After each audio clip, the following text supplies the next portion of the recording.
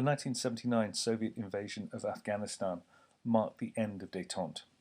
We've already studied this, and we will now learn that the Soviet invasion of Afghanistan would bring about the fall of President Carter. He would not win another term in office. He would be replaced by President Ronald Reagan, and his policies would start a period of the Cold War known as the Second Cold War. The Second Cold War will bring about an end of the Cold War.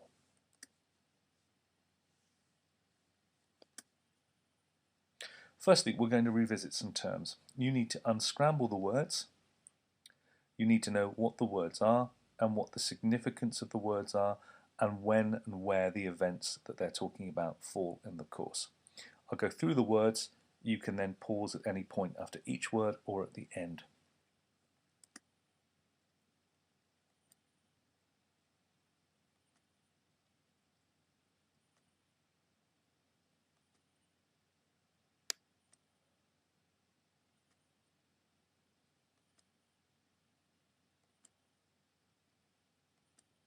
You can pause the video now. As we go through the answers, I need you to amend your answers and make sure that you have the understanding of each of the terms. First word is détente, the period between the late 1960s and the end of the 1970s when both sides, the Russians and the Americans, needed to cooperate with each other, often for different reasons. The Americans wanted out of Vietnam and they needed Russia's help with that.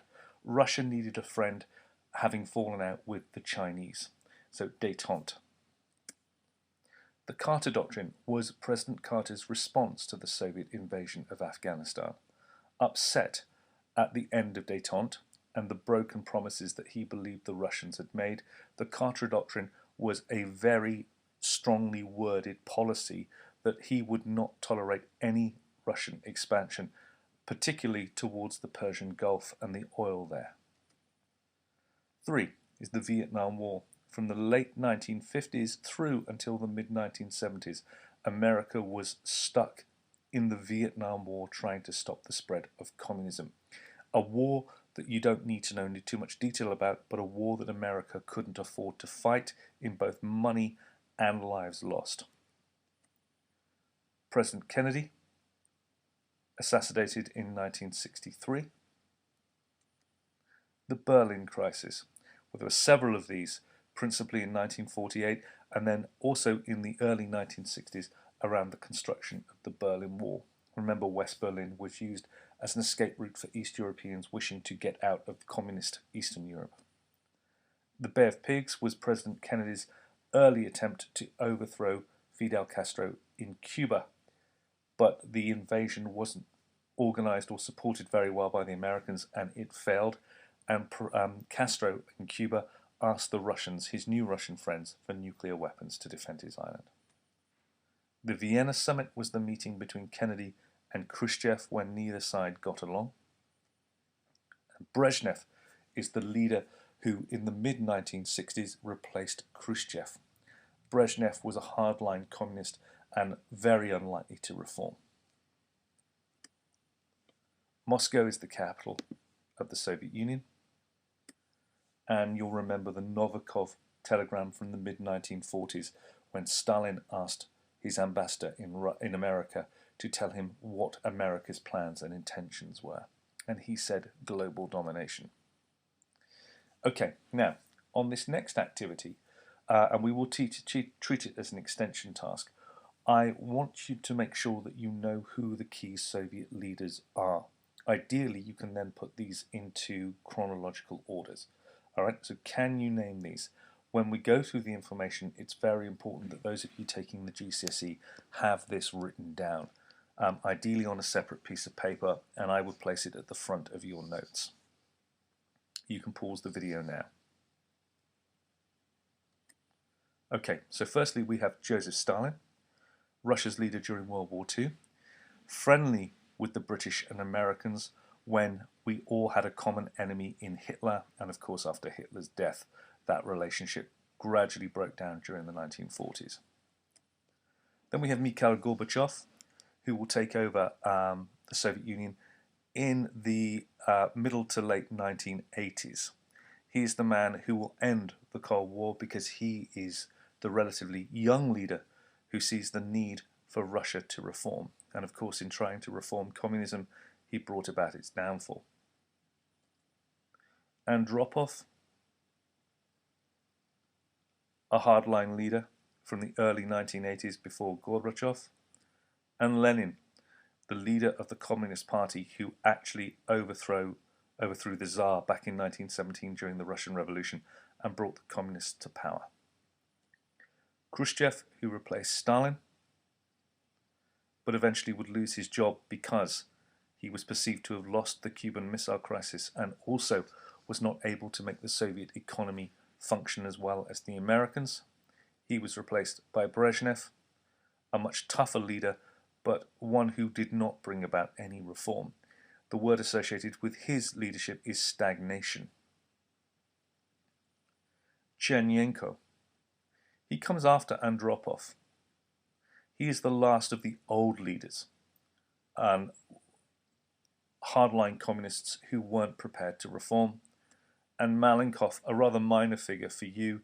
He was ruler with Khrushchev after Stalin, before Khrushchev put himself completely in charge. In the correct order then: Lenin, Stalin, Malenkov and Khrushchev at the same time. Brezhnev overthrows Khrushchev, Andropov and Chernenko, all the same generation as Brezhnev, old hardline communists who knew that reform was dangerous and therefore refused to do it, and ultimately replaced by Mikhail Gorbachev, a relative youngster who realized that the Soviets could not afford to ignore reform any longer. So, today we're going to look at the presidency of Ronald Reagan, the man who replaced President Carter. Some wider information here. The failure of President Carter to stop the Soviet invasion of Afghanistan or rescue hundreds of American hostages within the US embassy in Iran led him to losing the 1980 presidential election to Ronald Reagan. Reagan would approach the Cold War in an entirely different way to all the presidents before him. He was more anti-communist than any previous president and refused to accept the Cold War as a permanent feature of the international landscape. Every other American president before him had accepted communism's right to exist. From Truman, the Americans attempted to contain communism, but no one ever suggested trying to overthrow it. Reagan does not regard communism as having a right to exist. In taking this position, he found a close ally in the British Prime Minister, Margaret Thatcher. Reagan sought to break the stalemate between the Russians and the Americans, which he believed was largely psychological, by exploiting Soviet weaknesses and asserting Western strengths. He said in the 1981 speech, "The West won't contain communism. It will transcend it. It won't bother to denounce it and put it down. It will dismiss it as some bizarre chapter in human history whose last pages are even now being written." His language was far more aggressive than any American president before. He would later describe the Soviet Union as the evil empire, and yet at the same time he was firmly committed to the abolition of nuclear weapons, at the same time as building up America's stockpile of weapons to negotiate from a position of strength. Not afraid to escalate the Cold War, Reagan also embarked upon the SDI project, soon to be nicknamed by the media as Star Wars. This program, if developed, would render nuclear weapons useless by being able to shoot down any incoming missiles targeting the United States. The USSR was very scared of Reagan and his new approach, considering him a madman and reckless. This would lead to the Cold War becoming more dangerous than at any time since Cuba. He would eventually, however, be able to negotiate with the final leader, Mikhail Gorbachev, who understood that the Americans were the stronger power and the Soviets could no longer carry on without reforming. As we will study later, Gorbachev's reforms, however, would bring about the end of the Soviet Union. So, as we go through the following slides. Détente was already close to breaking under Carter's leadership, but Afghanistan broke it totally. In the 1980 election, Ronald Reagan ridiculed Carter as weak and that the time had come for the US to reclaim its position on the world stage and stand up to communism. Reagan won a landslide victory. Here's the United States. He won all of the states, barring 3 or 4 of them. The Americans were now more aggressively prepared to fight against the evil of communism. Confrontation was inevitable with the Soviets. Ronald Reagan called the Soviet Union the evil empire, and he declared that America and democracy and capitalism were the forces of good in the world. Reagan's policies were to spend more on the weapons of the United States and develop a whole new system of weapons, exploiting America and the West's far more advanced technology. Submarine-launched ballistic missiles, stealth bombers, bombers that radar can't see. He also proposed something called the Strategic Defense Initiative. Reagan knew that the Soviet economy, as it always had been, was struggling. It could not build weapons and produce the goods to keep its people happy. The West, however, could. So he increased massively the spending on weapons and provided money for organizations around the world fighting communism. He was going to make the Russians spend money in order to keep up, money he knew they didn't have. One thing that he proposed to do in Star Wars would be to develop a series of weapons based on satellites that would carry lasers that could shoot down Soviet missiles and prevent them from harming the United States. Up until this point, mutually assured destruction had kept the world safe.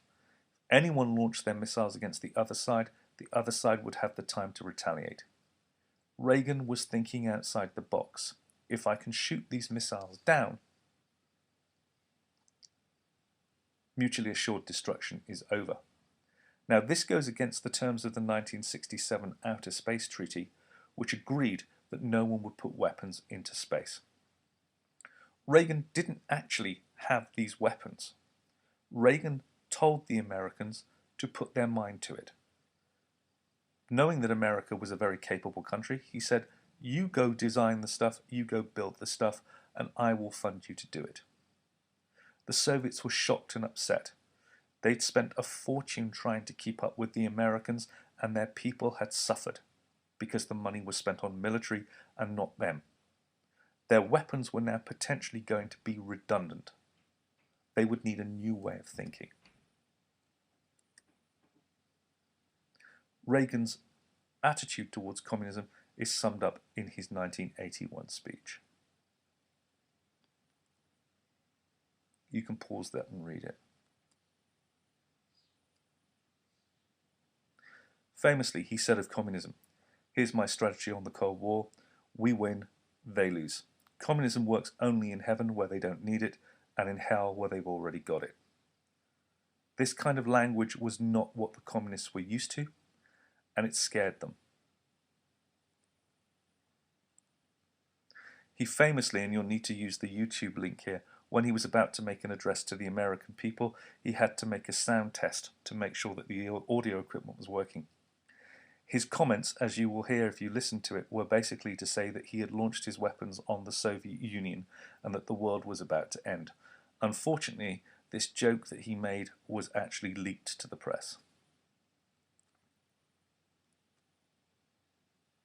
He famously called the Soviet Union the evil empire. Soviet leader Andropov replied that Reagan is insane and a liar. Some historians argue that the 1980s marked the beginning of a second Cold War. They argue that the 70s was a period of détente and that this was now firmly over. You need to make up your mind. Reagan's increased spending on money was more than $1 trillion. He was spending his money on MX missiles, the most powerful missiles ever created. supersonic stealth bombers, new medium-range cruise missiles, neutron bombs that would kill people but not damage buildings, communication systems, Trident submarines,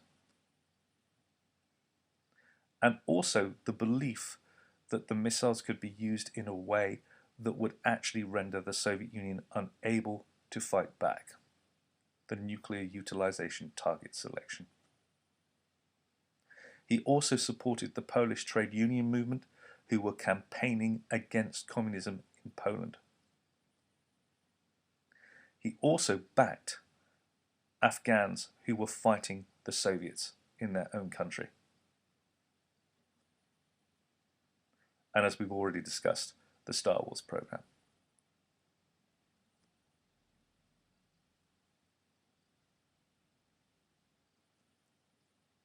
Your task is to answer the question, was there a second Cold War? You are going to set your work out in a way of your own choice, either as a table or as a Venn diagram. Was there a second Cold War in the 1980s? Use the slide on the next page to provide you with the evidence and copy it into your table or Venn diagram. Your extension question, how far do you agree that there was a second Cold War in the 1980s? These are the statements that you can carry over. Then there's exam practice on the PowerPoint included.